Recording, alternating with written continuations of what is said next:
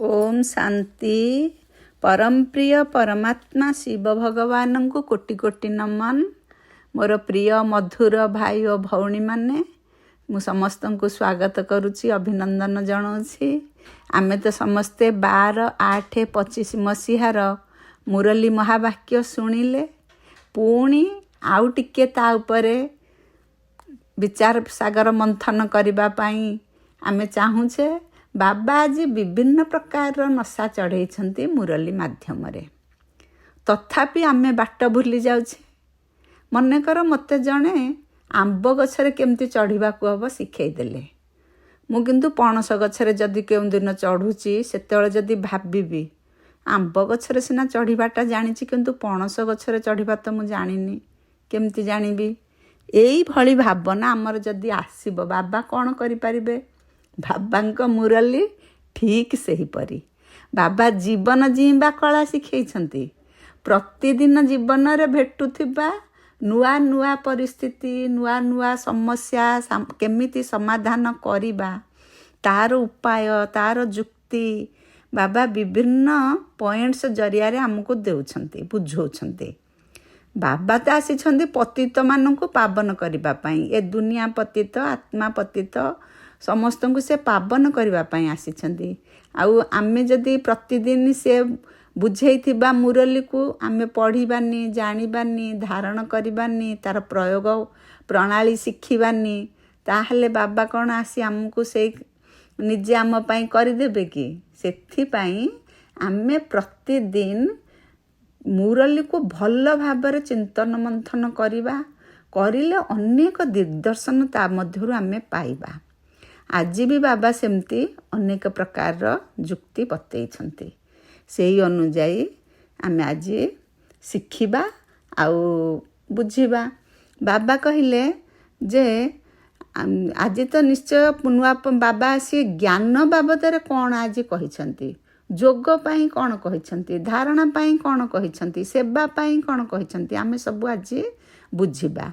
बाबा आज कहिले सेवा करिबा पाई उमंग उत्साह सबु बेले मन रे रहिबा दरकार सेवा पाई।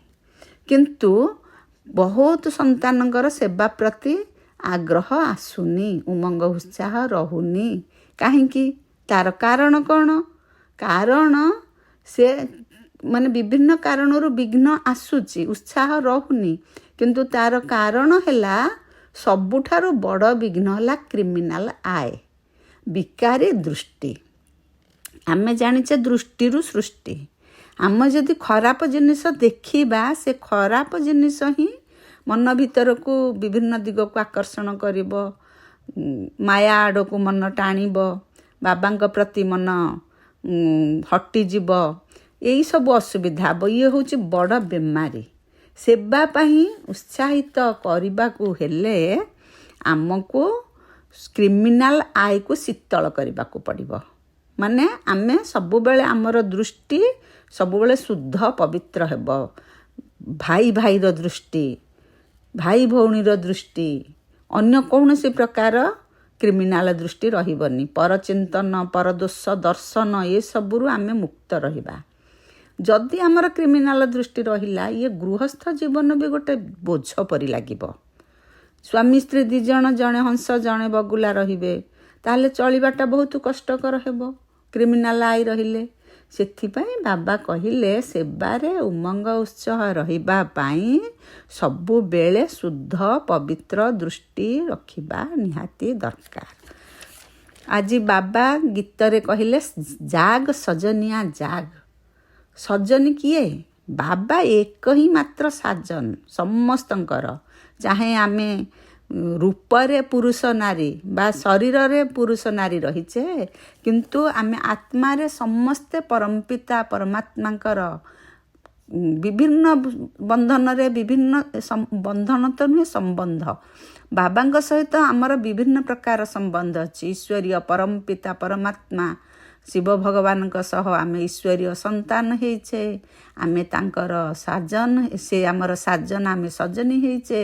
सेही कथा आज बाबा कहले जाग साजनिया जाग। सबु सजनी माने जाग्रत हुआ। जान कौन जान? नुआ जुग आसीबो ही आसीबो। ନିଶ୍ଚିତ ଭାବରେ ସତ୍ୟ ଯୁଗ ଆସିବ। ସ୍ୱୟଂ ପରମପିତା ପରମାତ୍ମା ଆସିଛନ୍ତି ଆମକୁ ଏଇ ଗୀତ ମାଧ୍ୟମରେ ଜଗଉଛନ୍ତି। ଇଏ ଗୀତ ପ୍ରକୃତରେ କିଏ ଲେଖିଛନ୍ତି? ଇଏ ସାଧାରଣ ଲୌକିକ ଲୋକ ଜଣେ ଲେଖିଛନ୍ତି, କିନ୍ତୁ ବାବା କହୁଛନ୍ତି ଏଇ ପ୍ରକାର ଗୀତ ତୁମ ପାଖରେ ରହୁ। ଆମେ ସମସ୍ତେ ଏଇ ପ୍ରକାର ଗୀତ ରଖିବା। ଆଜିକାଲି ତ ମୋବାଇଲରେ ବିଭିନ୍ନ ପ୍ରକାର ଗୀତ ଆସୁଛି। ବାବା ଯେଉଁ ଲୌକିକ ଗୀତ ହେଉ, ସିନେମା ଗୀତ ହେଉ, ଯେଉଁଗୁଡ଼ିକ ଆମକୁ ପୁରା ଉମଙ୍ଗ ଉତ୍ସାହ ଦେଉଛି, ବାବାଙ୍କର ବାଣୀ ତା ଭିତରେ ନିହିତ ରହିଛି, ଏମିତି ଅନେକ ଗୀତ ରହିଛି, ଆମେ ତାକୁ ଶୁଣିବା। ବାବା କହିଲେ ଗୀତ ଶୁଣି ମନରେ ସତ୍ୟଯୁଗ, ନୂଆ ଦୁନିଆ ବିଷୟରେ ଉପଲବ୍ଧି କରିବା, ତା ଆଡ଼କୁ ମନ ଆକର୍ଷଣ ହେବ। ଇଏ ସୃଷ୍ଟି ନାଟକରେ କାହାର ଏମିତି ମନକୁ ପାଇଲା କେଜାଣି, କି ଏଇ କଥା ବାବା କାହାକୁ ଟଚ୍ ହେଇଛି, ସେଇଭଳିଆ ଗୀତ ଲେଖିଛି। ବର୍ତ୍ତମାନ ଏ ଗୀତ ବାବା ସନ୍ତାନମାନଙ୍କ ପାଇଁ ଏକ ସୁନ୍ଦର ଉପାଦେୟ ଗୀତ। କଳ୍ପନାରେ ସତ୍ୟଯୁଗ ଦର୍ଶନରେ ଏ ଗୀତ ଆମକୁ ସାହାଯ୍ୟ କରୁଛି। ତେଣୁ ବାବା କହିଲେ ଆମର ନିଶା ଚଢ଼ିବା ଦରକାର, ଆମେ ନୂଆ ରାଜତ୍ୱ କରିବୁ। ବିକାରୀ ରାବଣ ଠାରୁ ପୁଣି ଆମେ ଆମ ରାଜ୍ୟ ନେବୁ, ବିନା ଲଢ଼େଇ ଝଗଡ଼ାରେ। କେବଳ ବାବାଙ୍କ ସ୍ମୃତି ଜ୍ଞାନ ଯୋଗ ବଳରେ ଆମେ ଆମର ରାଜ୍ୟ ପୁଣି ପାଇବୁ। ଆମ ଲଢ଼େଇ କାହା ସାଥିରେ? ଆମ ଲଢ଼େଇ ହେଉଛି ମାୟା ସାଥିରେ। ଏକଥା କେବଳ ଆମେ ବ୍ରାହ୍ମଣ ସନ୍ତାନମାନେ ଜାଣିଛୁ, ସାଧାରଣ ମନୁଷ୍ୟ କେହି ଏକଥା ଜାଣିନାହାନ୍ତି। ଆମକୁ ଏଇ ଶରୀରରେ ଥାଇ ଏଇ ସଙ୍ଗମ ଯୁଗରେ ଗୁପ୍ତ ରୀତିରେ ରାଜ୍ୟ ସ୍ଥାପନ କରିବାକୁ ହେବ। ଇଏ ତ ହେଉଛି ବାବାଙ୍କ ଠାରୁ ପ୍ରାପ୍ତ ସମ୍ପତ୍ତି। କ'ଣ ବାବାଙ୍କ ଠାରୁ ଆମେ କି ସମ୍ପତ୍ତି ପ୍ରାପ୍ତ କରିବା? ସ୍ୱର୍ଗ ଭାଗ୍ୟ ଯେଉଁ ଆମେ ପାଇବା, ସିଏ ହେଉଛି ବାବାଙ୍କ ଠାରୁ ପ୍ରାପ୍ତ ସମ୍ପତ୍ତି। ଆମେ ଗୁପ୍ତ ରୀତିରେ ରାଜ୍ୟ ସ୍ଥାପନ କରୁଛେ, ବାବାଙ୍କର ଜ୍ଞାନ ଶୁଣି, ଯୋଗ କରି, ପାପ ବିକର୍ମ କରି ନିଜକୁ ପବିତ୍ର ସତ୍ୱପ୍ରଧାନ ଆତ୍ମାରେ ପରିଣତ କରୁଛେ, ଯାହା ଫଳରେ ସତ୍ୟଯୁଗକୁ ଯିବା। ବାସ୍ତବିକ ଇଏ ଲଢ଼େଇ ନୁହେଁ। ଆମେ ସନ୍ତାନମାନେ ସତ୍ୟଯୁଗରେ ସତ୍ୱପ୍ରଧାନ ଥିଲୁ, ବର୍ତ୍ତମାନ ବିଭିନ୍ନ ଜନ୍ମରେ ଆସି ତମ ପ୍ରଧାନ ହେଇଯାଇଛୁ। ପୁଣି ଆମେ ସତ୍ୱପ୍ରଧାନ ହେବୁ, ଅର୍ଥାତ୍ ନିଜ ରାଜ୍ୟକୁ ଆମେ ଯିବୁ। ଆଉ ଯେଉଁ ଧର୍ମାବଲମ୍ବୀ ଅଛନ୍ତି ଆମକୁ ଛାଡ଼ିଦେଲେ, ବାବାଙ୍କର ପରିଚୟ ଯେଉଁମାନେ ପାଇନାହାନ୍ତି, ସେମାନଙ୍କ ପ୍ରତି ବାବା କହୁଛନ୍ତି ଯେ ଅନ୍ୟ କୌଣସି ଧର୍ମାବଲମ୍ବୀ ସତ୍ୟଯୁଗକୁ ଯାଇପାରିବ ନାହିଁ, ଯିଏ ଏହି ଜ୍ଞାନ ଜାଣିନାହାନ୍ତି। ଗାୟନ ମଧ୍ୟ ଅଛି, ଧର୍ମରେ ହିଁ ଶକ୍ତି। ସ୍ୱୟଂ ପରମପିତା ପରମାତ୍ମାଙ୍କର ବାଣୀ, ସେଇଥିରେ ହିଁ ଶକ୍ତି ଅଛି। ଆମେ ବାବାଙ୍କ ଠାରୁ ଜାଣିଲେ ଯେ ଆମ ଧର୍ମ ହେଉଛି ଆଦି ସନାତନ ଦେବୀ ଦେବତା ଧର୍ମ। ଆମେ ଅନ୍ୟ ଧର୍ମକୁ ପରିବର୍ତ୍ତିତ ହୋଇଯାଇଛେ। କିଏ ବିଭିନ୍ନ ପ୍ରକାର ଗୁରୁ ଗୋସାଇଁ କରିଥିଲେ, କିଏ କାହା ଦ୍ୱାରା ପ୍ରଭାବିତ ହୋଇ ଅନ୍ୟ ପାଠ ପଢ଼ୁଥିଲେ, ଅନ୍ୟ ଗୁରୁମାନଙ୍କର ପ୍ରବଚନ ଶୁଣୁଥିଲେ। ବାବା ସେଇ କଥା କହିଲେ ଯେ କେତେ ଧର୍ମାତ୍ମା ମହାତ୍ମାଙ୍କ କଥା ତୁମେମାନେ ଶୁଣି ତାଙ୍କର ଶିଷ୍ୟ ହୋଇଯାଇଥିଲ। ବର୍ତ୍ତମାନ ବାବା ଆସି ସେଇ ଦେବୀ ଦେବତା ଧର୍ମ ଯେତେ ସନ୍ତାନ, ଯେଉଁମାନେ ଦେବୀ ଦେବତା ଧର୍ମର ସନ୍ତାନ, ତାଙ୍କୁ ପୁଣି ଜ୍ଞାନ ଶୁଣେଇ ଏକତ୍ରିତ କରି ସ୍ୱର୍ଗକୁ ନେବା ପାଇଁ ବ୍ୟବସ୍ଥା କରୁଛନ୍ତି। ତେଣୁ ବର୍ତ୍ତମାନ ଏଠାରେ ସ୍ୱର୍ଗ ସ୍ଥାପନା ଚାଲିଛି, ପୁଣି ଦେବୀ ଦେବତା ଧର୍ମ ସ୍ଥାପନା ବି ଚାଲିଛି, ଯାହାକୁ ସ୍ୱୟଂ ପରମପିତା ପରମାତ୍ମା ଶିବ ଭଗବାନ କରିଛନ୍ତି। ଆମେ ଜାଣିଛୁ ଆମ ଧର୍ମ ହିଁ ସୁଖଦାୟୀ। ଏଇ ଆଦି ସନାତନ ଦେବୀ ଦେବତା ଧର୍ମ ହିଁ ସୁଖଦାୟୀ, କାରଣ ସେଇ ଧର୍ମ ବଳରେ ଆମେ ସୁଖଧାମକୁ ଯିବା, ସତ୍ୟଯୁଗକୁ ଯିବା, ଯେଉଁଠି ସୁଖ ଶାନ୍ତି ଆନନ୍ଦ ପ୍ରେମ ପବିତ୍ରତା ଜ୍ଞାନ ଗୁଣ ଶକ୍ତି ଧନ ସମ୍ପତ୍ତି ସ୍ଥୂଳ ସୂକ୍ଷ୍ମ ସବୁଥିରେ ଭରପୁର। ତେଣୁ ଆମେ ଜାଣିଲେ ଯେ ଆମ ଧର୍ମ ହେଉଛି ସୁଖଦାୟୀ। ସେଥିପାଇଁ ଆମକୁ ଆମ ସ୍ୱଧର୍ମରେ ସ୍ଥିତ ରହି ବାବାଙ୍କୁ ମନେ ପକାଇବାକୁ ହେବ। ଆମ ମନରେ ଏଇ ସ୍ମୃତି ରହିବା ଦରକାର, ମୁଁ ଆତ୍ମା ଶାନ୍ତ ସ୍ୱରୂପ, ମୁଁ ଆତ୍ମା ଏବେ ବି ତମ ପ୍ରଧାନ ହୋଇଯାଇଛି। ମୁଁ ଆତ୍ମା ଶାନ୍ତି ଧାମରେ ଥିବା ସମୟରେ ପବିତ୍ର ଥିଲି, ପରେ ପାଠ କରି ତମ ପ୍ରଧାନ ହୋଇଛି, ପୁଣି ବାବାଙ୍କର ଜ୍ଞାନ ଶୁଣି ଯୋଗ କରି ପୁଣି ପବିତ୍ର ହୋଇ ସତ୍ୱପ୍ରଧାନ ହୋଇ ପୁଣି ମୋ ନିଜ ଘରକୁ ଫେରିବି। ମୋ ନିଜ ଘର କ'ଣ? ମୋ ନିଜ ଘର ହେଉଛି ବାବାଙ୍କର ଘର, ଯାହା ପିଲାଙ୍କର ଘର ତାହା ହେଲା ଶାନ୍ତିଧାମ, ଷଷ୍ଠ ମହତତ୍ଵ ପରମଧାମ। ସେଠାକୁ ଏବେ ଆମେ ସମସ୍ତେ ଫେରିବା। ତେଣୁ ଏବେ ନିଜକୁ ଆତ୍ମା ନିଶ୍ଚୟ କରି ଶିବ ବାବାଙ୍କ ହେଲେ ଆମର ଆତ୍ମା ପିତା ଶିବ ବାବାଙ୍କ ଠାରୁ ସ୍ୱର୍ଗର ବାଦଶାହୀ ନେବା। ଇଏ ହେଉଛି ଆମର ପ୍ରକୃତ ଅବିନାଶୀ ସମ୍ପତ୍ତି। ବାବାଙ୍କୁ ମନେ ପକାଇଲେ ହିଁ ବିକର୍ମ ବିନାଶ ହେବ। କେତେ ସହଜ କଥା ଏଇଟା। ଆମର ନିଶା ରହିବା ଦରକାର। ଆମେ ପରମାତ୍ମା ଈଶ୍ୱରଙ୍କ ସନ୍ତାନ, ଆମେ ଶାନ୍ତିଧାମ କ'ଣ ସୁଖଧାମ କ'ଣ ଏସବୁ ଜାଣିଲେ। ଦୁନିଆ ଲୋକ ଏକଥା ଜାଣିନାହାନ୍ତି। ଏକଥା କୌଣସି ଶାସ୍ତ୍ରରେ ବି ଲେଖା ନାହିଁ। ଜ୍ଞାନ ସାଗରଙ୍କର ଏକମାତ୍ର ଗୀତା ଶାସ୍ତ୍ରରେ ଏ ଜ୍ଞାନ ରହିଛି। ବର୍ତ୍ତମାନ ଯେଉଁ ଗୀତା ଶାସ୍ତ୍ର ଅଛି ସେଥିରେ ଯାହା ବି କିଛି ଅଟାରେ ନମକ ପରିବା ଲୁଣ ପରି କିଛି ସତ୍ୟତା ରହିଛି, କିନ୍ତୁ ତାର କିଏ ଗୀତା ଶୁଣେଇଛନ୍ତି କହିଲେ ଦେହଧାରୀଙ୍କୁ କହିଦେବାରୁ ସମସ୍ତେ ପୁରା କଥା ଗୁଡ଼ିକ ସବୁ ଅଗଡ଼ ବଗଡ଼ ହେଇଯାଉଛି। ତେଣୁ ବାବା କହିଲେ ଯେ ପରମାତ୍ମା ଶିବ ଭଗବାନଙ୍କୁ ନ ଲେଖି, ମାନେ ଗୀତା ଶାସ୍ତ୍ର ଭଗବାନ ଉବାଚ ପରମାତ୍ମା ଶିବ ଭଗବାନ ଉବାଚ ନ ଲେଖି ଶ୍ରୀକୃଷ୍ଣଙ୍କ ନାଁଟା ଲେଖି ଦେଇଛନ୍ତି। ତେଣୁ ସବୁ ଗଡ଼ବଡ଼। ସମସ୍ତଙ୍କର ସଦ୍ଗତି ଦାତା ଜ୍ଞାନର ସାଗର କେବଳ ସ୍ୱୟଂ ପରମପିତା ପରମାତ୍ମା ଶିବ ଭଗବାନ ଅଟନ୍ତି। ଜ୍ଞାନବାନ ଆଉ କାହାକୁ ଆମେ କହିପାରିବାନି। ସିଏ ନିଜେ ଜ୍ଞାନବାନ। ଏବେ ଆସି ଆମମାନଙ୍କୁ ସେଇ ଜ୍ଞାନ ଶୁଣେଇ ଆମକୁ ସବୁ ଜ୍ଞାନବାନ କରୁଛନ୍ତି। ବର୍ତ୍ତମାନ ସଙ୍ଗମ ଯୁଗରେ ବାବା ଆମକୁ ଜ୍ଞାନ ଶୁଣାଉଛନ୍ତି। ଆମେ ସମସ୍ତେ ଭକ୍ତିବାନ ଥିଲୁ। ଏବେ ବି ଦୁନିଆରେ ଅନ୍ୟ ଆତ୍ମାମାନେ ଭକ୍ତିବାନ ଅଟନ୍ତି। ବିଭିନ୍ନ ଦେବା ଦେବୀ ଧର୍ମ ତୀର୍ଥ ବିଭିନ୍ନ ଆଡ଼େ ଖୋଜୁଛନ୍ତି ଭଗବାନଙ୍କୁ। ପୁଣି ବାବା କହିଲେ କ୍ରମାନ୍ୱୟରେ ପୁରୁଷାର୍ଥ ଅନୁସାରେ ଜ୍ଞାନ ସମସ୍ତଙ୍କ ପାଖରେ ରହିବ, ବା ସମସ୍ତେ ଏକା ପ୍ରକାରର ଜ୍ଞାନ ଏକ ପରିମାଣର ଜ୍ଞାନ ଧାରଣ କରିପାରିବେ ନାହିଁ। କ୍ରମାନ୍ୱୟରେ ପୁରୁଷାର୍ଥ ଅନୁସାରେ କରିବେ। ଯିଏ ଯେତିକି ଧାରଣାଯୁକ୍ତ ହେଲା, ଜ୍ଞାନଯୁକ୍ତ ହେଲା, ଯୋଗଯୁକ୍ତ ହେଲା, ପୁରୁଷାର୍ଥୀ ହେଲା, ସେଇ ଅନୁଯାୟୀ ପଦପଦବୀ ମିଳିବ। ବାବା ସବୁବେଳେ ଆତ୍ମାକୁ ସେବା ପାଇଁ କେତେ ଉତ୍ସାହିତ କରୁଛନ୍ତି, ଅନ୍ୟ ଆତ୍ମାମାନଙ୍କର ସେବା କରିବା ପାଇଁ। ବାବା ଆଜି ତାଙ୍କର ବ୍ରହ୍ମା କୁମାରମାନଙ୍କୁ ଟାଇଟଲ ଦେଇଛନ୍ତି ଯେ ସେମାନେ ହେଉଛନ୍ତି ଗୋପ। ସେମାନଙ୍କ ପାଖରେ ଶକ୍ତି ଅଛି। ସେମାନେ ଚାହିଁଲେ ବହୁତ ପ୍ରକାରର ସେବା କରିପାରିବେ। କିନ୍ତୁ ଅନେକ ଗୋପମାନଙ୍କ ପାଖରେ ବି ସେମାନେ ଲେଖା ପଢ଼ାରେ ଏତେ ପ୍ରବୀଣ ନାହାନ୍ତି, ଯାହାଫଳରେ ସେବା କରିବା ପାଇଁ ଅସୁବିଧା ବି ହେଇଥାଇପାରେ। ବାବା କହିଲେ ସେଥିପାଇଁ ସମ୍ମିଳନୀ କର, ଆଲୋଚନା କର, ବିଭିନ୍ନ ଯୁକ୍ତି ତ ବାବା ବତେଇଛନ୍ତି। ସେଇ ଯୁକ୍ତି ବଳରେ ସେବା ବୃଦ୍ଧି କରିବାକୁ ବାବା ଆଜି କହିଲେ। ସେଥିପାଇଁ ପ୍ରୟାସ କରିବାକୁ ବାବା କହିଲେ, ଚେଷ୍ଟା କରିବାକୁ। ବାବା କହୁଛନ୍ତି ଅନେକ ବ୍ରହ୍ମାକୁମାର ଅଛନ୍ତି। ବାବା ତ ସମସ୍ତଙ୍କୁ ବ୍ରହ୍ମାକୁମାରମାନଙ୍କୁ ଶିବସେନା କହିଦେଲେ। ଶିବସେନା ସିନା ତାଙ୍କର ନାଁ ହେଇଗଲା, କିନ୍ତୁ ସମସ୍ତେ ଲେଖାପଢ଼ାରେ ପ୍ରବୀଣ ନାହାନ୍ତି। ତଥାପି ବାବା କହୁଛନ୍ତି ଅନେକ ଲେଖାପଢ଼ା କମ୍ କରିଥିଲେ ମଧ୍ୟ ଏମିତି ବ୍ରହ୍ମାକୁମାରମାନେ ଅଛନ୍ତି, ସେମାନେ ବାବାଙ୍କର ପରିଚୟ ଦେବାରେ ସିଦ୍ଧହସ୍ତ। ତାଙ୍କ କଥା ବି ଅନେକ ଜ୍ଞାନୀ ମାନି ଧନୀ ବ୍ୟକ୍ତି ଶୁଣି ବି ବାବାଙ୍କର ଜ୍ଞାନ ଆପଣଉଛନ୍ତି, ବାବାଙ୍କ ରାସ୍ତାରେ ଚାଲୁଛନ୍ତି। ବାବା ସେଥିପାଇଁ କହିଲେ ଯେ ତୁମେମାନେ ଯୁକ୍ତି ତ ବାବା ଦେଉଛନ୍ତି, ସାହସ ବାବା ଦେଉଛନ୍ତି, ଜ୍ଞାନ ବାବା ଦେଉଛନ୍ତି, ତୁମେ ଉମଙ୍ଗ ଉତ୍ସାହରେ କେବଳ ସେବା କରିବାକୁ ମାଡ଼ି ଚାଲ। ବାବା ଏ କଥା କହିଲେ। ବାବା କହିଲେ ବିକାରୀ ଦୃଷ୍ଟି ବହୁତ କ୍ଷତି କରୁଛି।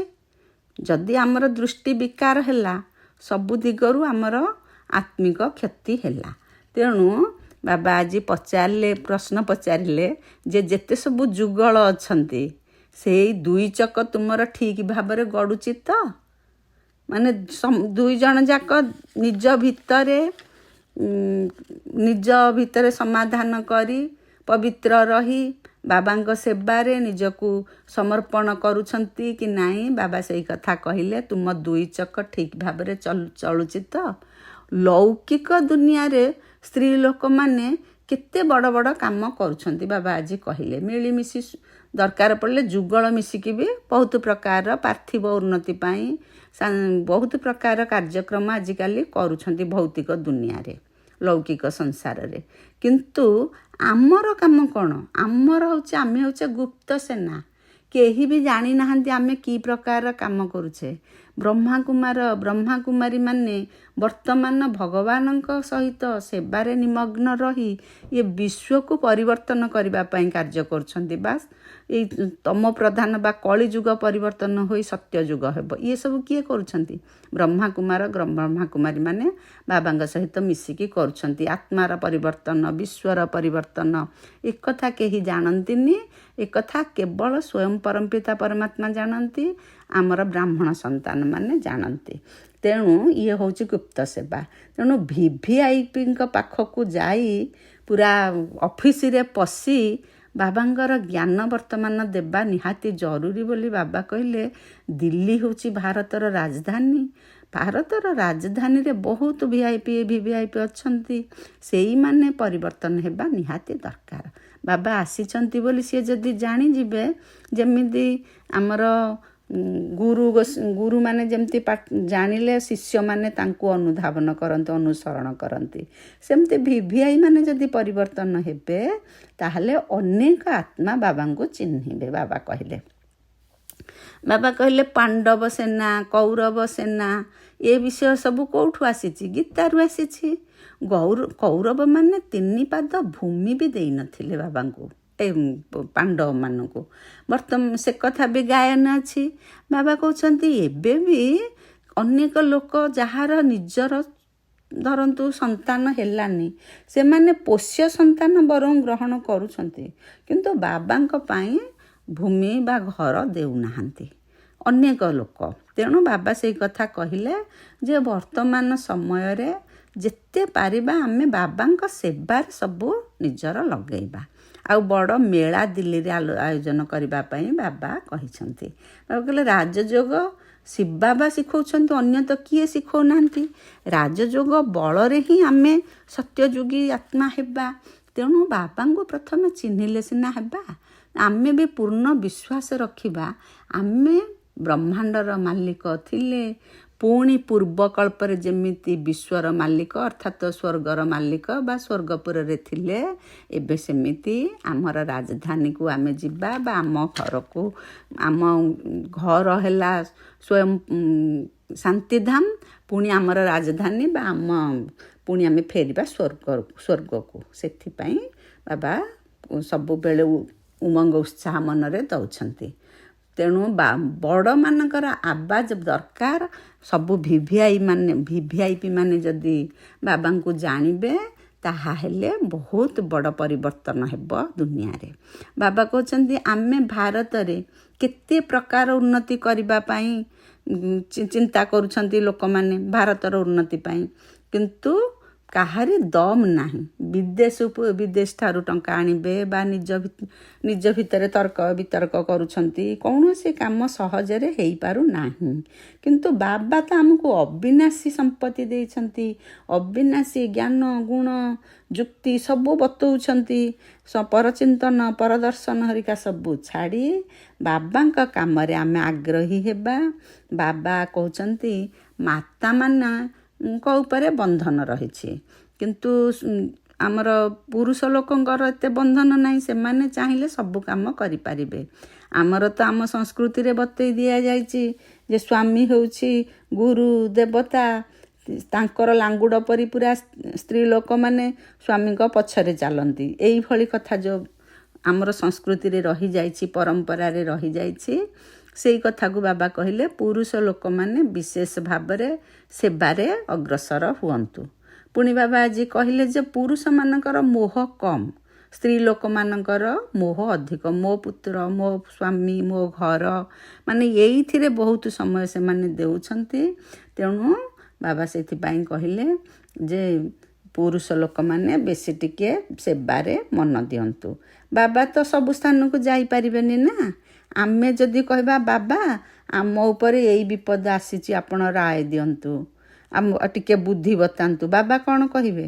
ବାବା କହିବେ ମୁଁ ତ ପତିତମାନଙ୍କୁ ପାବନ କରିବାକୁ ଆସିଛି, ତୁମକୁ ତ ସବୁ ପ୍ରକାର ଯୁକ୍ତି ଶିଖେଇଲି, ତୁମେ ତାକୁ ପ୍ରୟୋଗ କରି ସେଇ ସମାଧାନ କରିବ, ମୁଁ ତୁମର କ'ଣ କରିବି? ବାବା ଏଇ କଥା ନିଶ୍ଚିତ ଭାବରେ କହିବେ। ବାବା ସେଥିପାଇଁ କହିଲେ ପୂର୍ବ କଳ୍ପରୁ ବି ମୁଁ ବୁଝେଇଛି, ଏବେ ବି ବୁଝଉଛି, ତୁମେ ନିଶା ରଖି ବର୍ତ୍ତମାନ ରାଜପଦ ପାଇବା ପାଇଁ ଚେଷ୍ଟା କର। କିନ୍ତୁ ଯଦି ତୁମର ନିଶା ରହିଯିବ, ନିଶା କ'ଣ ରହିଯାଉଛି ବର୍ତ୍ତମାନ? ଦେହ ଅଭିମାନ ନିଶା ଆସିଯାଉଛି, ତେଣୁ କାମରେ ପକ୍କା ହେଇପାରୁନାହାନ୍ତି। ବାବା କହୁଛନ୍ତି ଯେ ଦେହ ଅଭିମାନକୁ ଛାଡ଼ି ଆମେ ବର୍ତ୍ତମାନ ଭଗବାନଙ୍କର ସେବା କେମିତି ହେବ ସେଥିରେ ଆମେ ଲାଗିବା। ବାବା କହୁଛନ୍ତି ଯେ ତରବାରୀ ଯେଉଁ ଆମର ଜ୍ଞାନ ତରବାରୀରେ ଯୋଗ ବଳ ରୂପୀ ଯାତ୍ରାର ଧାର ଆବଶ୍ୟକ। ତାହା ନହେଲେ ଇଏ କାଠର ତରବାରୀ ହୋଇଯିବ। ଶିଖମାନେ ତରବାରୀରେ କେତେ ସମ୍ମାନ ରଖିଥାନ୍ତି। ଶିଖମାନେ ତରବାରୀର ମାନେ ଖଣ୍ଡାର କେତେ ସମ୍ମାନ ରଖିଥାନ୍ତି। ସେମାନେ ତ ହିଂସକ ଥିଲେ, ଯେଉଁଥିରେ ଲଢ଼େଇ କରୁଥିଲେ। ବାସ୍ତବରେ ଗୁରୁମାନେ କ'ଣ ଲଢ଼େଇ କରିପାରିବେ କି? ଗୁରୁ ତ ଅହିଂସକ ହେବା ଦରକାର ନା। ଲଢ଼େଇ ଦ୍ୱାରା କ'ଣ ସଦ୍ଗତି ହେବ କି? ତୁମର ତ ହେଉଛି ଯୋଗର ବିଷୟ। ଯୋଗ ବଳ ବିନା ଜ୍ଞାନ ତରବାରୀ କାମ କରିବ ନାହିଁ। ବିକାରୀ ଦୃଷ୍ଟି ବହୁତ କ୍ଷତି କରିଥାଏ। ଆତ୍ମା କାନ ଦ୍ୱାରା ଶୁଣେ। ବାବା କହୁଛନ୍ତି ତୁମେ ମାନେ ଆମେମାନେ ସବୁ ବାବାଙ୍କ ସ୍ମୃତିରେ ମଗ୍ନ ରହିଲେ ସେବା ବହୁତ ବଢ଼ିବ। ଆମକୁ କାନରେ କୌଣସି ଖରାପ କଥା ଶୁଣିବାର ନାହିଁ, ଆଖିରେ କୌଣସି ବିକାରୀ ଜିନିଷ ଦେଖିବାର ନାହିଁ। କେବଳ ବାବାଙ୍କ ସ୍ମୃତିରେ ମଗ୍ନ ରହିଲେ ଆମେ ସେବା ବହୁତ କରିପାରିବା। ବାବାମାନେ କେତେ ଜଣ କହୁଛନ୍ତି, କେବେ କେବେ କହୁଛନ୍ତି ବାବା ସମ୍ବନ୍ଧୀମାନେ ଶୁଣୁନାହାନ୍ତି। ବାବା କହୁଛନ୍ତି ବାବାଙ୍କ ସ୍ମୃତିରେ ଦୁର୍ବଳ ଅଛ, ସେଥିପାଇଁ ଜ୍ଞାନର ତରବାରୀ କାମ କରୁନାହିଁ। ବାବାଙ୍କୁ ମନେ ପକାଇବାର ମେହନତ କରିବା। ଯଦି ଆମେ ବାବାଙ୍କୁ ସବୁବେଳେ ସ୍ମୃତିରେ ରଖିବା, ତାହେଲେ ଆମେ ଯାହାକୁ ଆମ ସମ୍ବନ୍ଧ ସମ୍ପର୍କ ଯାହା ସହିତ ଆମେ ଚଳିଲେ, ମିଶିଲେ, ବସିଲେ, ସେମାନେ ଆମ ଦ୍ୱାରା ପ୍ରଭାବିତ ହେବେ। ଏ ହେଉଛି ଆମର ଗୁପ୍ତ ମେହନତ। ମୁରଲୀ ଶୁଣାଇବା ହେଉଛି ପ୍ରତ୍ୟକ୍ଷ। ଆମେ ମୁରଲୀରେ ଯାହା କହୁଛେ ବାବା ଲେଖିଦେଇଛନ୍ତି, ତାକୁ ପଢ଼ିକି ବୁଝିକି କହିଦେଲେ। କିନ୍ତୁ ଗୁପ୍ତ ମେହନତ ହେଉଛି କ'ଣ? ଗୁପ୍ତ ମେହନତ ହେଉଛି ନିଜର ସେଇଟା ଧାରଣାଯୁକ୍ତ ହୋଇ ସେଇଭଳିଆ ଚାଲିଚଳନରେ ପ୍ରକାଶ କରିବା। ଏମିତି ଶୀତଳତା ରହିବ, ଯିଏ ଆସିବେ ତାଙ୍କୁ ଶୀତଳ ଅନୁଭବ ହେବ, ସୁଖଦାୟୀ ଶାନ୍ତିଦାୟୀ ଅନୁଭବ ହେବ। ତାହା ହେଲେ ସେମାନେ ବୁଝିବେ। ବାବାଙ୍କ ସ୍ମୃତି ହେଉଛି ଗୁପ୍ତ ମେହନତ, ଯାହାଦ୍ୱାରା ଶକ୍ତି ମିଳିଥାଏ। ଜ୍ଞାନ ଦ୍ୱାରା ଶକ୍ତି ମିଳେ ନାହିଁ। ବର୍ତ୍ତମାନ ଆମେ ପତିତରୁ ପାବନ ହେବା ଯୋଗ ବଳ ଦ୍ୱାରା। ଇଏ ହେଉଛି ଆମର ରୋଜଗାର। ଏଇ ରୋଜଗାର କରିବା ପାଇଁ ହିଁ ଆମକୁ ପୁରୁଷାର୍ଥ କରିବାକୁ ହେବ। ବାବା କହିଲେ ପିଲାମାନଙ୍କର ସ୍ମୃତି ଏକରସ ରହିଲେ ଅବସ୍ଥା ଭଲ ରହୁଛି, ପୁଣି ବହୁତ ଖୁସିରେ ରହୁଛନ୍ତି। ଯେବେ ବାବାଙ୍କ ଠାରୁ ସ୍ମୃତି ଠିକ୍ ରହୁନାହିଁ, କୌଣସି କଥାରେ ଦ୍ୱନ୍ଦ୍ୱରେ ପଡ଼ିଯାଉଛନ୍ତି, ତେବେ ଖୁସି ହଜିଯାଉଛି। ତେଣୁ ଆମେ ସବୁବେଳେ ଶିକ୍ଷକଙ୍କ କଥା ମନେ ରଖିବା। ଶିକ୍ଷକ କ'ଣ କହିଛନ୍ତି ଯଦି ତାକୁ ଆମେ ସବୁବେଳେ ସ୍ମରଣ କରିବା, ଶିକ୍ଷକଙ୍କୁ ମନେ ପକାଇବା, ଶିକ୍ଷକଙ୍କର କ'ଣ ବାଣୀକୁ ମନେ ପକାଇବା। କିଏ ଆମର ଶିକ୍ଷକ? ପରମପିତା ପରମାତ୍ମା ଶିବ ଭଗବାନ। ସେଇ ତାଙ୍କୁ ହିଁ ମନେ ପକାଇଲେ ଆମେ ଶ୍ରେଷ୍ଠ ପଦ ପାଇବା। ଗୃହସ୍ଥ ଆଶ୍ରମରେ ବି ରହିବା, ବା ଆମେ ଆମେ ଘରେ ରହୁଛେ, ଘରେ ରହିଲେ ବି ବାବା ଆମକୁ ଯେତେ ଆମର ଧନ ଦୌଲତ, ପିଲା ଛୁଆ ଆଦି ଦେଖିକି ଆମେ ବାବାଙ୍କୁ ଭୁଲିବା ନାହିଁ। ବାବା ଆମକୁ ସବୁବେଳେ କହୁଛନ୍ତି ଆମକୁ ରୁହାନୀ ସେବା କରିବାକୁ ହେବ, ଆତ୍ମିକ ସେବା କରିବାକୁ ହେବ। ବାବାଙ୍କ ସ୍ମୃତି ହିଁ ହେଉଛି ସର୍ବୋଚ୍ଚ ସେବା। ବାବା କହିଲେ କିଛି ନହେଲେ ତମେ ଘରେ ବସି ମୋତେ ମନେ ପକାଅ। ମନସା ବାଚା କର୍ମଣା ବୁଦ୍ଧିରେ ବାବାଙ୍କ ସ୍ମୃତି ରହୁ। କାମ କଲା ବେଳେ ବାବା, କଥା କହିଲା ବେଳେ ବାବାଙ୍କ ସ୍ମୃତିରେ କଥା, ଯେତେବେଳେ ଘରେ ବସିବା ବାବାଙ୍କୁ ସ୍ମୃତିରେ ଆଣି ସମସ୍ତଙ୍କୁ ସକାଶ ଦେବା, ଇଏ ହେଲା ସେବା। ମୁଖ ଦ୍ୱାରା ମଧ୍ୟ ଜ୍ଞାନର କଥା ଶୁଣେଇବା, କାହାକୁ ଦୁଃଖ ଦେବା ନାହିଁ, କୌଣସି ଅକର୍ତ୍ତବ୍ୟ କରିବା ନାହିଁ। ପ୍ରଥମ କଥା ହେଲା ବାବାଙ୍କୁ ନ ବୁଝିଲେ ଆଉ କିଛି ହେଲେ ବି ବୁଝିପାରିବା ନାହିଁ। ପ୍ରଥମେ ବାବାଙ୍କ ପ୍ରତି ନିଶ୍ଚୟ ବୁଦ୍ଧି ରହିବା ଦରକାର, ନଚେତ ଆଗକୁ ବଢ଼ିପାରିବା ନାହିଁ। ଶିବ ବାବା ରାଜଯୋଗ ଶିଖାଇ ବିଶ୍ୱର ମାଲିକ କରୁଛନ୍ତି। ଏହି ଛି ଛି ଦୁନିଆରେ ମାୟାର ବହୁତ ଚାକଚକ୍ୟ ରହିଛି, କେତେ ଫ୍ୟାସନ୍ ହୋଇଗଲେଣି। ଛି ଛି ଦୁନିଆ ପ୍ରତି ଘୃଣା ଆସିବା ଦରକାର। ଏକମାତ୍ର ବାବାଙ୍କୁ ମନେ ପକାଇଲେ ଆମର ବିକର୍ମ ବିନାଶ ହେବ, ଆମେ ପବିତ୍ର ହେବା। ତେଣୁ ଆଉ ସମୟ ନଷ୍ଟ କରିବାନି, ବାବାଙ୍କର ଜ୍ଞାନକୁ ଭଲରେ ଧାରଣ କରିବା। ମାୟା ଶତ୍ରୁ ଆମମାନଙ୍କର ବୁଦ୍ଧି ଘରକୁ ଖାଲି କରିଦେଉଛି। ସେବାର କମାଣ୍ଡର ଭୁଲ କଲେ ତାଙ୍କୁ ବହିଷ୍କାର କରିଦିଅନ୍ତି। ସ୍ୱୟଂ କମାଣ୍ଡରଙ୍କୁ ମଧ୍ୟ ଲାଜ ଲାଗିଥାଏ, ପୁଣି ଇସ୍ତଫା ମଧ୍ୟ ଦେଇଦିଅନ୍ତି। ଏଠାରେ ମଧ୍ୟ ସେହିପରି ହେଉଛି। ଭଲ ଭଲ କମାଣ୍ଡର୍ସ କେବେ କେବେ ଫେଲ୍ ହୋଇଯାଉଛନ୍ତି। ମାନେ ତାର ଅର୍ଥ ବାବା ଏହି କଥା ବାର ବାର କହୁଛନ୍ତି ଯେ କାହିଁକି ଆଉ ଆଜି ପର୍ଯ୍ୟନ୍ତ କିଏ କେଉଁ ପୋଜିସନ୍ ପାଇବ ବୋଲି କାଲି କହୁଥିଲେ ବାବା, ସେଇଟା ନିଶ୍ଚିତ ଭାବରେ ଠିକ୍ ହୋଇନାହିଁ। କେବଳ ଫାଷ୍ଟ ସେକେଣ୍ଡ ବ୍ରହ୍ମା ବାବା ମମା ହେବେ ବୋଲି କହିଦେଲେ, କିନ୍ତୁ ଅନ୍ୟ ଆସନ ଅନ୍ୟ ପଦବୀ କିଛି ପୂରଣ ହେଇପାରୁନି। କାରଣ କେଡ଼େ କେଡ଼େ ରଥୀ ମହାରଥୀ ବି ମାୟାର ଆକର୍ଷଣରେ ଆସି ଟଳି ପଡ଼ୁଛନ୍ତି। ତେଣୁ ବାବା କହୁଛନ୍ତି ନିଜକୁ ପ୍ରଥମେ ମାୟା ଶତ୍ରୁଠାରୁ ମୁକ୍ତ କରିକି ଆମେ ଚାଲିବା, ନହେଲେ ମାୟା ଆମକୁ ତା ଆଡ଼କୁ ଟାଣି ନେଲେ ଆମେ ଫେଲ୍ ହେଇଯିବା, ବାବାଙ୍କ ସନ୍ତାନ ପଦବୀ କଟିଯିବ। ବାବା ଏଇ କଥା ଆମକୁ ବାର ବାର ବୁଝାଉଛନ୍ତି। ଧାରଣା ପାଇଁ ଆଜି ଅନେକ କଥା କହିଦେଲେ। ଯୋଗର ଗୁପ୍ତ ମେହନତ କରିବାକୁ ହେବ। ଯୋଗର ମସ୍ତିରେ ରହିବା ଦ୍ୱାରା ସେବା ସ୍ୱତଃ ବଢ଼ି ଚାଲିବ। ମନ ବଚନ କର୍ମରେ ଯୋଗଯୁକ୍ତ ରହିବାର ପୁରୁଷାର୍ଥ କରିବାକୁ ହେବ। ମୁଖ ଦ୍ୱାରା ଜ୍ଞାନ କଥା ହିଁ ଶୁଣାଇବାକୁ ହେବ। ଆମେ ଯେତେବେଳେ ଯାହାକୁ କଥା କହିବା କେବଳ ଭଗବାନଙ୍କ କଥା ହିଁ କହିବା, କାହାକୁ ଦୁଃଖ ଦେବାର ନାହିଁ, କୌଣସି ବି ଅକର୍ତ୍ତବ୍ୟ କାର୍ଯ୍ୟ କରିବା ନାହିଁ। ଯାହା ଆମେ ଜାଣିଛେ, ଆମେ ବର୍ତ୍ତମାନ ବାବାଙ୍କର ସନ୍ତାନ ହେଲା ପରେ କ'ଣ ଠିକ୍ କ'ଣ ଭୁଲ ଆମ ବୁଦ୍ଧି ତାଲା ଖୋଲିଛି, ଆମେ ଜାଣିଛେ। ତେଣୁ କୌଣସି ପ୍ରକାର ଖରାପ କାମ କରିବାନି, ଦେହୀ ଅଭିମାନୀ ହେବାର ମେହନତ କରିବା। ସବୁବେଳେ ଆମେ ନିଜକୁ ଶରୀର ନ ଭାବି ଆତ୍ମା ଭାବିବା।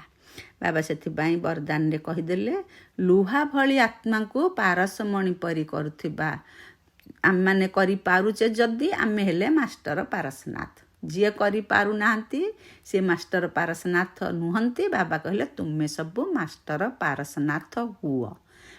ମାଷ୍ଟର ପାରସନାଥ ପୁଣି କେମିତି ହେବା? ଯଦି ଲୁହା ଭଳି ଆତ୍ମା ହୋଇଥିଲେ ମଧ୍ୟ ଆମମାନଙ୍କ ସଙ୍ଗ ଦ୍ୱାରା ଲୁହା ମଧ୍ୟ ପାରସମଣି ହୋଇଯିବ। ମାନେ ସିଏ ତମ ପ୍ରଧାନ ଆତ୍ମା ବି ଆସ୍ତେ ଆସ୍ତେ ପରିବର୍ତ୍ତନ ହୋଇ ସେ ସତ ପ୍ରଧାନ ହେବ। ତାହେଲେ ଆମେ ପାରସମଣି ହେଲେ ବୋଲି ନିଜକୁ ବୁଝିବା। ଆମର ଲକ୍ଷ୍ୟ ଏବଂ ଲକ୍ଷଣକୁ ସ୍ମୃତିରେ ରଖି ପ୍ରତ୍ୟେକ ସଂକଳ୍ପ ଏବଂ ପ୍ରତ୍ୟେକ କର୍ମ କରିବା। ତାହେଲେ ଆମକୁ ଅନୁଭବ ହେବ ଯେ ମୁଁ ଆତ୍ମାର ଲାଇଟ୍ର କିରଣ ଅନେକ ଆତ୍ମାଙ୍କୁ ସୁନା ଭଳି କରିବାକୁ ଶକ୍ତି ପ୍ରଦାନ କରୁଛି। ଯଦି ଆମର ଲକ୍ଷ୍ୟ ହେଲା କ'ଣ? ଆମର ଲକ୍ଷ୍ୟ ହେଲା ସତ୍ୟ ଯୁଗକୁ ଯିବା।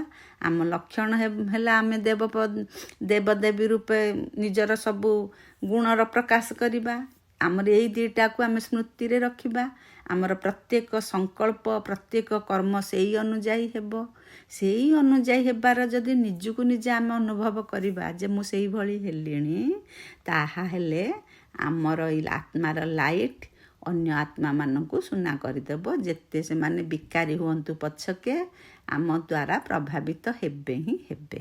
ତେଣୁ ପ୍ରତ୍ୟେକ କାର୍ଯ୍ୟକୁ ଯଦି ସାହସର ସହିତ ଆମେ କରିବା, ତେବେ ସମସ୍ତଙ୍କ ଠାରୁ ସମ୍ମାନ ପାଇବା। ବାବା ବିଭିନ୍ନ ଯୁକ୍ତି ବତଉଛନ୍ତି। ବାବାଙ୍କୁ କୋଟି କୋଟି ଧନ୍ୟବାଦ ଦେବା। ବାବାଙ୍କ ନିର୍ଦ୍ଦେଶ ଆଦେଶ ଏତେ ତ ସ୍ନେହ ଶ୍ରଦ୍ଧାରେ ସେ ଆମକୁ କହୁଛନ୍ତି, କେବେ ବିରକ୍ତ ହେଇନାହାନ୍ତି। ତଥାପି ଆମେ ତାଙ୍କୁ ନିଶ୍ଚିତ ଭାବରେ ପାଳନ କରିବା। ଓମ୍ ଶାନ୍ତି, ଓମ୍ ଶାନ୍ତି, ଓମ୍ ଶାନ୍ତି।